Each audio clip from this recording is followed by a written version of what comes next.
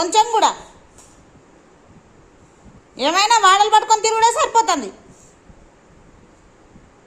మళ్ళీ ఎప్పటికి నన్ను పట్టుకొని ఉన్నట్టు నేను ఫోన్ ఉంటే ఏంలే, ఫోన్ లేకపోతే తిరగడమే. మళ్ళీ దెబ్బలు పడితే మళ్ళీ ఏమనుకుంటున్నావు మరి? కొంచెం కూడా లేదు భయం, మళ్ళా చెంప పగులుతుంది. మళ్ళా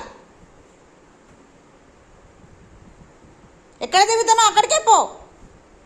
మా ఇంటికాడ ఉన్నట్టే చెప్తాను.